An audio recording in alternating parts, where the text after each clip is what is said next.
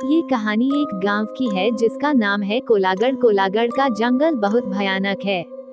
उस जंगल में भूतों प्रेतों का ज्यादा डर था। वहाँ के लोगों का मानना था कि आत्माएं भूत प्रेत होते हैं। उन्होंने भी इस बात पर तब यकीन किया जब उन्होंने ये सब अपनी आंखों से देखा। उस गांव में एक औरत थी, उसका दिमाग कुछ ठीक नहीं था। उसका पति भी एक एक्सीडेंट में मर गया था। तब से वो कुछ अजीब सी हो गई थी। कुछ लोग उसे पागल कहते थे। एक बार की बात थी कि सुबह सुबह गांव का एक आदमी जिसका नाम भोला राम था, वह शहर की और कुछ जरूरी काम से निकल पड़ा। गांव के आने जाने का एक ही रास्ता था, वह भी जंगल से गुजरता था। इसलिए लोग उसमें अंधेरे में डर के मारे नहीं जाते थे और शाम होते ही कोई जंगल की तरफ नहीं जाता था। भोला राम जब उस जंगल से जा रहा था, गांव से कुछ दूर ही जंगल में उसे एक औरत की लाश पेड़ पर लटकती नजर आई। वह एकदम डर गया और भागता हुआ गांव वापस आया। कुछ लोगों ने उसे इस तरह से भागते देख कहा, क्या हुआ भोला राम, तुम तो अभी शहर के लिए निकले थे और तुम भागते हुए वापस क्यों आ गए? तब भोला राम ने बताया कि मैंने अभी किसी की लाश को पेड़ पर लटकते देखा। वह लाश किसी औरत की है। देखते देखते सारा गांव इकट्ठा हो गया कि क्या हो गया, कहाँ है लाश, चलो चलकर देखते हैं। तब सारा गांव उसे देखने को चल दिया। देखते क्या है कि एक औरत की लाश पेड़ पर लटक रही है। देखते ही गांव वालों ने कहा कि यह तो पागल लग रही है। कुछ लोगों ने कहा इसे नीचे उतारो और इसका दाह संस्कार कर दो। कुछ लोगों ने कहा छोड़ो, इसका है ही कौन जो इसे आग देगा। वैसे भी इससे सारा गांव परेशान हो गया था, चलो इससे तो पीछा छूटा। कुछ बूढ़े लोगों ने कहा कि ऐसा नहीं कहते, शरीर का दाह संस्कार करना जरूरी होता है, नहीं तो उसकी आत्मा भटकती रहती है। तो कुछ लोगों ने कहा कि तो जाकर उतार ले उसे और कर दे दाह संस्कार। बड़े आए सुझाव देने वाले, वैसे भी इस जंगल में आत्माओं की कमी नहीं है और एक और आत्मा सही। चलो धीरे धीरे सारे लोग चलते बने। दोस्तों 8-10 दिन तक वह लाश ऐसे ही पेड़ पर लटकती रही, किसी ने उसे उतारा तक नहीं। एक दिन अचानक उस लाश की रस्सी टूटकर पेड़ों पर अटक गई और पत्तों से छुप गई।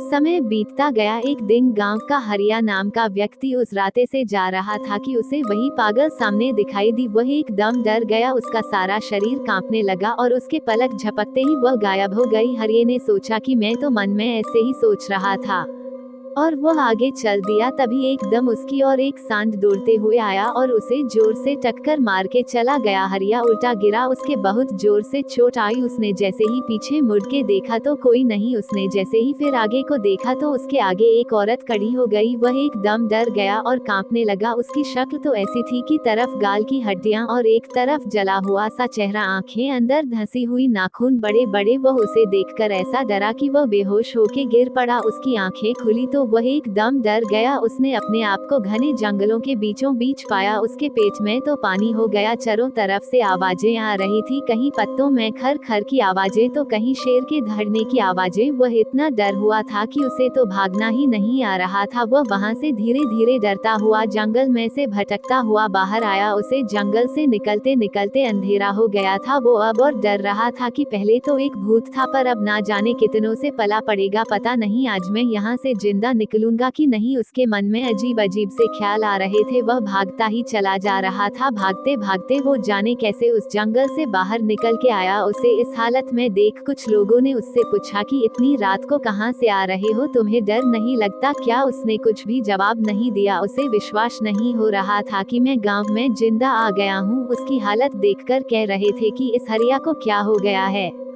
वो घर पहुंचा और जाकर की उड़कर सो गया। उसकी औरत ने उसे खाना खाने के लिए कहा, पर उसने कुछ जवाब नहीं दिया। उसने रात को एक सपना देखा और उस सपने में उसी परेशान आत्मा को देखा। वो उससे रो रो कर कह रही थी, मुझे बचा लो, मुझे इस नरक से बचा लो, ये लोग मुझे मार डालेंगे। ऐसा सपना देखकर वह उठ खड़ा हुआ। उसके पसीना निकल आया था और वह ये सोच रहा था कि यह सब मेरे साथ क्यों हो रहा है।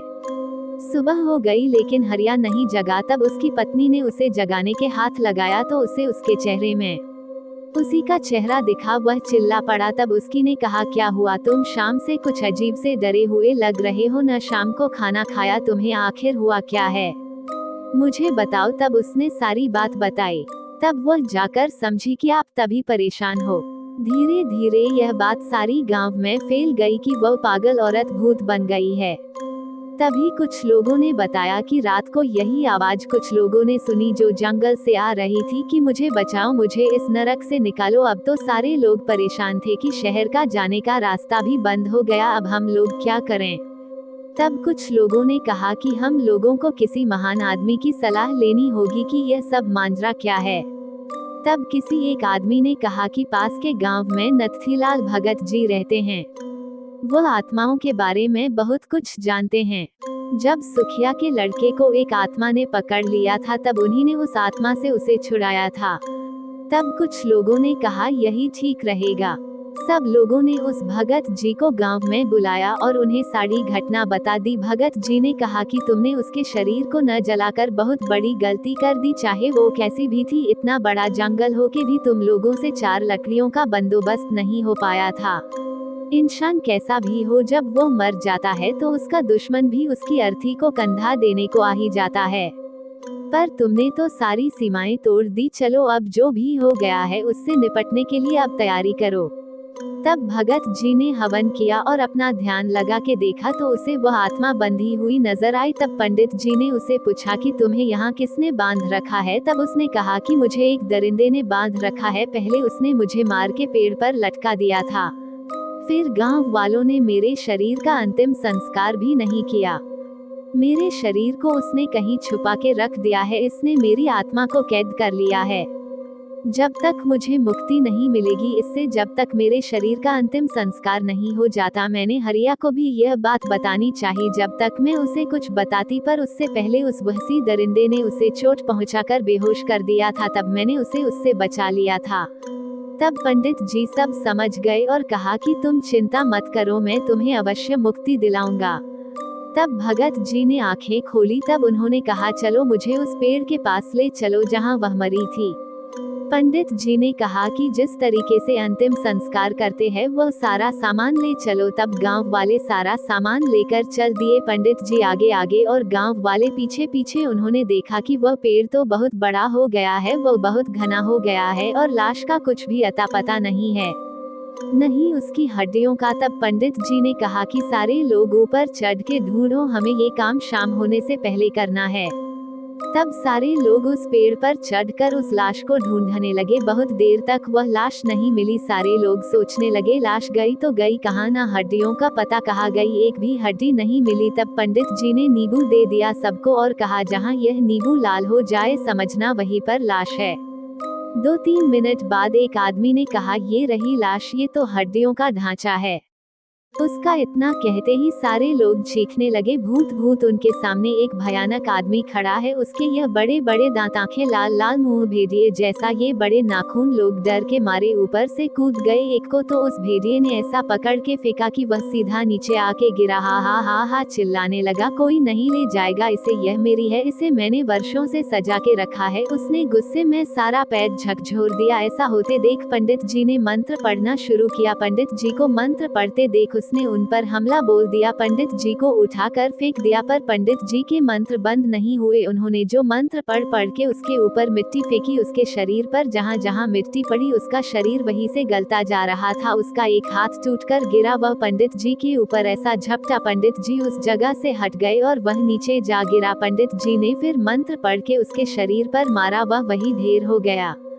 उसकी आत्मा निकल के एक गांव वाले के अंदर घुस गई। उसने गांव वालों को ही मारना शुरू कर दिया। उसने तो एक का सिर फाड़ दिया और एक का हाथ चबा गया। इतना खतरनाक होता जा रहा था। उधर शाम होती जा रही थी। तब पंडित जी ने उसकी और रस्सी फेंकी और दूसरी और एक आदमी ने पकड़ के उसे एक पेड़ से बांध दिया और उसको 2-4 मंत्र पढ़ के मारे और लोगों से कहा शाम होने वाली है, इससे पहले यहाँ और आत्माएं आए, पहले उस शव को नीचे उतारो और उसका अंतिम संस्कार कर दो। तब कुछ लोगों ने उसे उठाकर लकड़ियों पर लिटा कर आग लगा दी। वह पेड़ से बंधा हुआ चिल्लाए जा रहा था मत जलाओ उसे, मत जलाओ उसे। देखते देखते वह हड्डियां राख में परिवर्तित हो गई। उसमें से एक ज्वाला उठती हुई बाहर आई और पंडित जी को नमस्कार किया और कहा कि अगर इसको मारना है तो उसके पहले वाले शरीर को जला दो, तब वह खुद उसके शरीर से निकल जाएगा। ऐसा कहते हुए वह आग का गोला बनकर आकाश की ओर चली गई। तब पंडित जी ने देर न करते हुए उसके शरीर को भी जला दिया। तब वह फिर चिल्लाया मुझे मत जलाओ, मुझे मत जलाओ। तब तक आग उसके शरीर को जला चुकी थी।